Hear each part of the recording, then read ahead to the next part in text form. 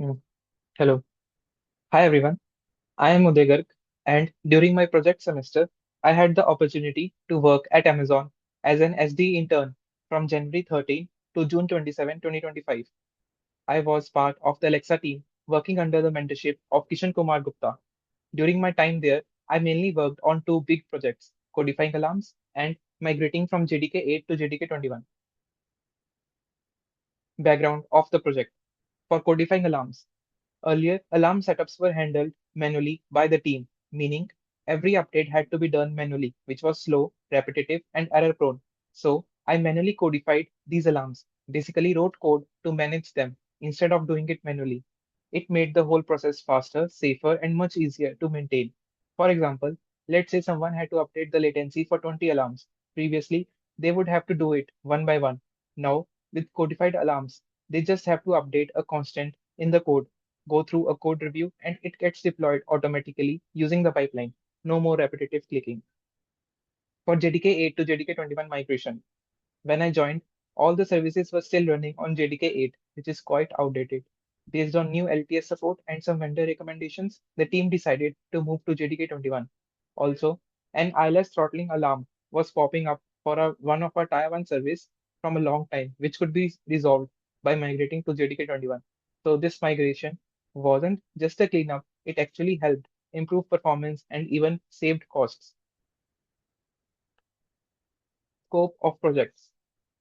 For codifying alarms, switched from manual alarm management to an automated codified pipeline, which improved deployment speed, reliability, and maintainability.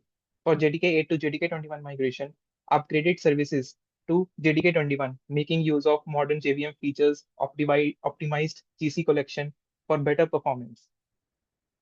Now, let's start with the block diagram for both the projects. Firstly, for codifying alarms. For this, firstly, I visited the web UI where all the previous alarms were listed, then analyze the alarm types and group them accordingly. Then these grouped alarms were codified using ION, Amazon's internal language. Then a CR was raised, and then this went through the pipeline, through which an API call was done. An API call was made to fetch the credential to publish alarms to the web UI so that these alarms can be published into production. Start with the block diagram for JDK21 migration. Firstly, identifying the target services, then migrating from JDK8 to JDK17 and then to JDK21. As from JDK8 to JDK17 comes a major version upgrade, along with fixing build and runtime issues, then doing performance testing and GC optimization, and then pushing the code into production. Next, major wins. Uh, After successfully deploying all my projects into production, we saw some major wins, such as 22.2% drop in CPU usage, 17.9% lower memory consumption, 21.4% better peak latency. All of these contributed to cost savings of around 130K to 200K US dollar annually. Tools and technologies used. During my JDK migration project, I learned Java, Spring Boot, JUnit, and mocking frameworks. Explored different JDK21 features like virtual threading, new GC algorithms like ZGC, G1GC, and Parallel GC, and also explored parameter tuning for different GC algorithms.